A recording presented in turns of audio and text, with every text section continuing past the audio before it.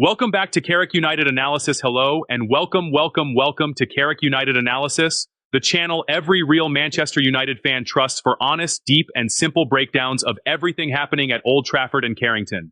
If you are new here, please consider hitting that subscribe button and turning on notifications, because we bring you fresh United content before anyone else does. If you are already part of this family, thank you for always coming back.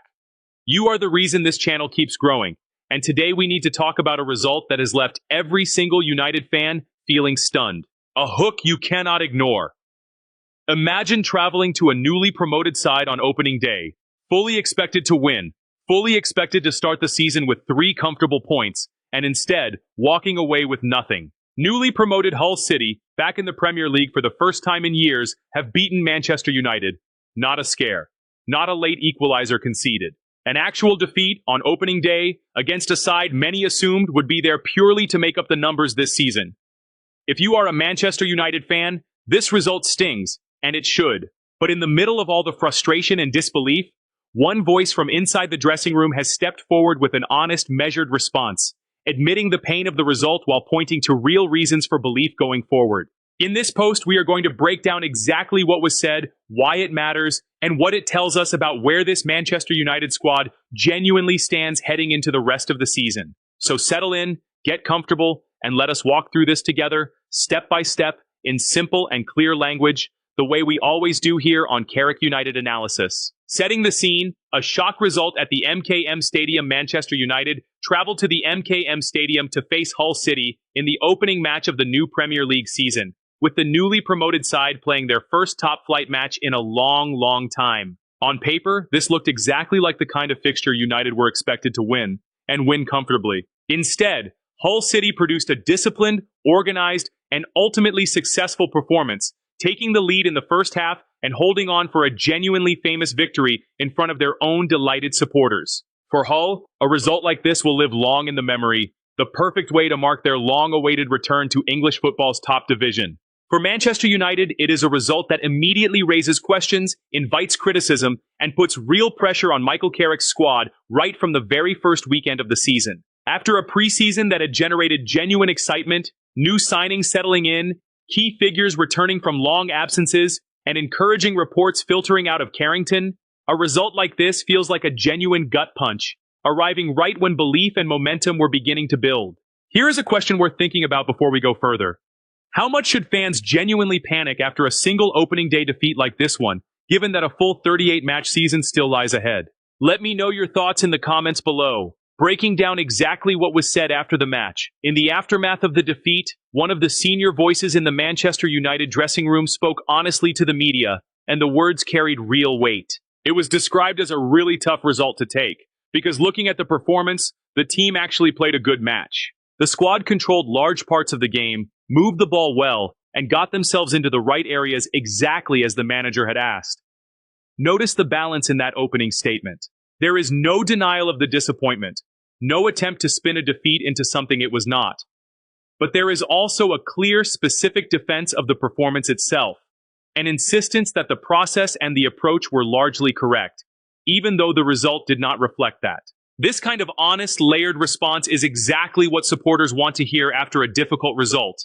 An acknowledgement of the pain involved, paired with a genuine explanation rather than empty excuses. The statement continued by explaining that football comes down to fine margins, and that the team created more than enough clear-cut opportunities to win the match, but simply were not clinical enough in front of goal. The message was direct and honest. When you do not take your chances at this level, you get punished, and that is exactly what happened. That final line in particular carries real weight, a blunt, mature acknowledgement that the Premier League offers no mercy for wasted opportunities, regardless of how well a team otherwise performs. Here is a question worth asking yourself right now. Do you believe a performance can genuinely be described as good, even when the team loses and fails to score? Or does the result always have to be the final word on how a match is judged? Drop your thoughts in the comments below. The message about not letting this result derail the season. The statement did not stop at simply explaining what went wrong. It moved quickly into a message about the response required, insisting the team cannot let this result derail them. The performance, it was argued, proves the system is working, but the squad must be sharper in the box going forward. This is exactly the kind of message a captain or senior figure needs to deliver after a damaging opening day defeat. Acknowledging the disappointment honestly, while immediately pivoting towards solutions and responsibility, prevents a single bad result from spiraling into a wider crisis of confidence within the group. Football seasons are long, and how a team responds mentally to an early setback often says far more about their character than the setback itself. History across football is filled with examples of teams that suffered damaging opening day defeats only to go on and enjoy genuinely successful seasons, precisely because the response in the days and weeks that followed was calm, honest, and focused on correction rather than panic. The statement closed with a clear commitment that the squad takes responsibility, sticks together, and will put in the work on the training pitch this week to make sure those chances are converted next Saturday. This kind of language, taking ownership rather than making excuses, and immediately looking forward to correction rather than dwelling on the past, is exactly what supporters want to hear from within the dressing room after a result like this one. Here is a question worth sitting with. Do you think this kind of honest, accountable public response actually helps a squad recover more quickly from a damaging result, compared to simply staying quiet and letting the performance speak for itself? I would love to hear where you stand in the comments. Why the specific language used here matters so much. Let us think a little more carefully about the exact words chosen in this statement, because the language itself reveals a great deal about the mindset within the squad right now. Describing the result as a really tough result to take, rather than simply a bad result, suggests genuine emotional investment, the sense that this defeat actually hurts, rather than being brushed off casually. That kind of honesty resonates with supporters who are feeling exactly the same disappointment themselves this week. Talking about fine margins and being not clinical enough speaks to a very specific, honest diagnosis of the problem. This was not framed as a tactical disaster, or a performance where the team was outplayed from start to finish. It was framed specifically around finishing, around converting the good work already being done into actual goals. That distinction matters enormously for how supporters and the coaching staff alike should interpret this result heading into the rest of the season. Insisting the performance proves the system is working is a particularly interesting choice of words too. It suggests genuine belief in the process being built under Michael Carrick, a conviction that the underlying approach and structure of the team remains sound, even when the actual scoreline says otherwise. Whether fans fully agree with that assessment or not, hearing it stated so directly and confidently offers a certain reassurance that panic has not set in within the camp itself. Here is a question worth thinking about. Do you personally believe the underlying performance was genuinely good enough to win this match, based purely on control and chances created? Or do you think the result reflects deeper issues that need addressing? Let me know your honest assessment in the comments section below. The danger of opening day fixtures against newly promoted sides. It is worth pausing here to properly acknowledge exactly why matches like this one carry so much hidden danger for bigger clubs. Newly promoted teams playing their first fixture back in the Premier League after a long absence bring an entirely different level of emotion and motivation compared to almost any other match on the calendar. Their supporters have waited years for this exact moment.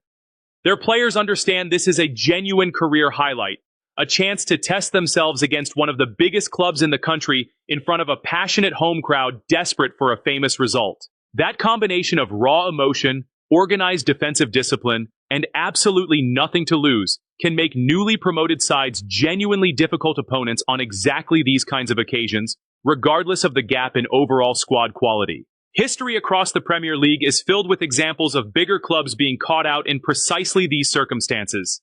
Results that look shocking on paper, but make a great deal more sense once the specific context and emotion of the occasion is properly considered. A crowd roaring for its first top-flight goal in years can lift a team to heights that pure league table logic would never predict. None of this excuses the result, and nobody inside Old Trafford will be looking for excuses either, based on the tone of this statement. But understanding the wider context does help explain how a performance described as controlled and largely positive could still end in a damaging defeat. It also explains why so many experienced pundits and former players consistently warn about exactly these kinds of opening weekend fixtures, regardless of how comfortable the gap in quality might appear on paper beforehand. Here is a question worth pondering. Do you think Manchester United underestimated the emotional and motivational factor Hull City would bring to their first Premier League match in years, even if the tactical preparation itself was sound? I want to hear your take on this in the comments. What this means for Michael Carrick moving forward? Let us think carefully about what this result and this response actually mean for Michael Carrick specifically, heading into the rest of the season. Opening day defeats are always painful, but they rarely define an entire campaign on their own. What matters far more is how a manager and his squad respond in the immediate weeks that follow. If the diagnosis offered in this statement is accurate, a good overall performance let down specifically by poor finishing, then the fix required is more targeted and specific than if the entire approach needed rebuilding from scratch. Sharpening finishing and composure in the final third through focused training work is a very different challenge compared to overhauling an entire tactical system, and it suggests this setback, while painful, may prove to be a correctable one rather than a sign of deeper structural problems. Finishing, unlike systemic tactical issues, can often be addressed relatively quickly through repetition, confidence building, and specific work with a goalkeeping and finishing coach, meaning there is genuine reason for optimism if this diagnosis proves accurate. At the same time, Carrick will know that words alone will not be enough to convince a nervous fan base after a result like this. The response has to be visible on the pitch, starting with the very next fixture. A strong, clinical performance in the coming match would go a long way toward validating this message of controlled disappointment and quick correction. Another underwhelming result, on the other hand, would understandably invite far more serious questions about the direction of the team and about whether the underlying explanation offered here truly holds up under closer scrutiny. Here is a question worth thinking about.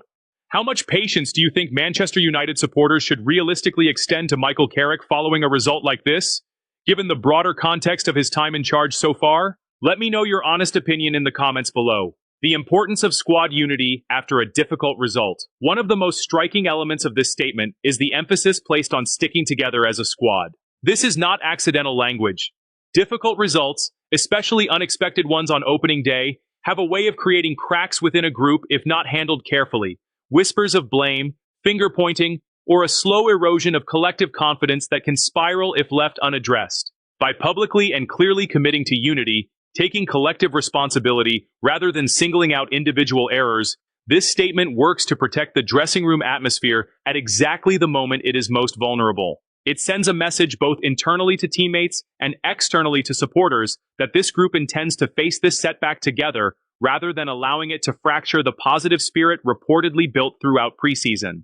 Football history is littered with examples of promising squads unraveling after exactly this kind of early setback was allowed to fester, rather than being addressed head-on and honestly from the very beginning.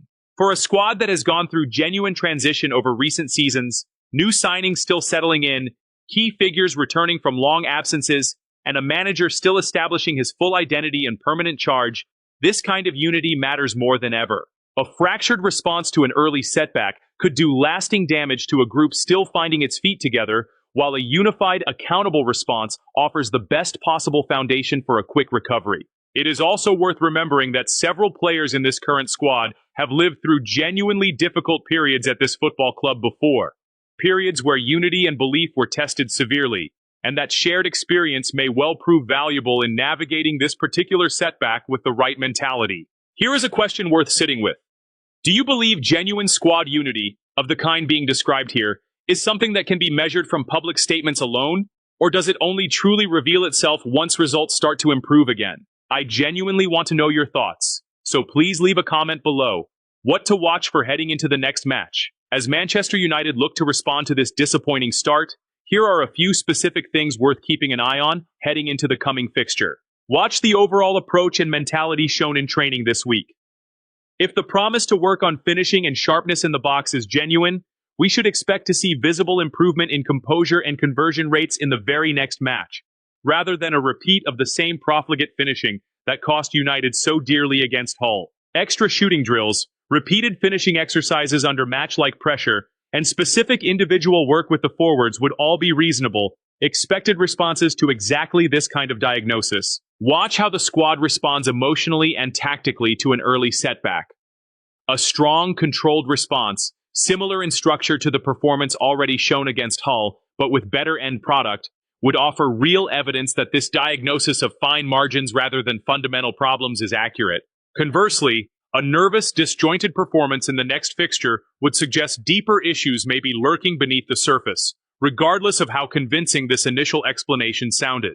Watch the reaction of the fan base and the wider media in the coming days, since narratives can shift quickly in football. A repeated poor result would likely see patience wear thin rapidly, while a strong response could just as quickly reframe this opening day defeat as a minor blip in an otherwise positive story, the kind of setback quickly forgotten once results start to turn. And finally, watch for consistency in messaging from within the club itself.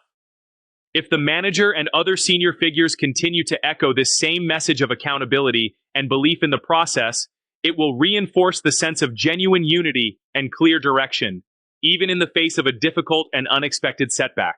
Wrapping things up, let us bring everything together before we close out this post. Manchester United suffered a genuinely shocking opening day defeat away at newly promoted Hull City, a result that has understandably left the entire fan base stunned and frustrated. In the aftermath, a senior voice from within the dressing room offered an honest, measured response, acknowledging the pain of the result while insisting the underlying performance had been strong, undermined specifically by a lack of clinical finishing in front of goal. The message was clear throughout. This result cannot be allowed to derail the season. The squad takes full responsibility, and the work begins immediately on the training pitch to ensure those missed chances are converted next time out. Whether this proves to be a minor early season blip or the first sign of deeper issues will only become clear over the coming weeks, but the tone and substance of this response at least offers genuine reason to believe the group understands exactly what went wrong and remains united in fixing it. Before you go, I want to hear directly from you. How worried are you after this opening day defeat? And do you believe this squad can bounce back quickly in the coming fixtures? Let me know your honest thoughts and predictions in the comments section below. I read every single one of them. Thank you so much for reading this post all the way through. If you enjoyed this breakdown and you want more honest, simple, and detailed Manchester United analysis just like this, please make sure you are subscribed to Carrick United Analysis, because this is the trusted source for United fans who want the real story without the noise. Hit that subscribe button, turn on notifications so you never miss an upload, and share this post with a fellow United fan who needs to read this today. Until next time, keep believing, keep supporting the boys in red, and I will see you in the next one right here on Carrick United Analysis. Content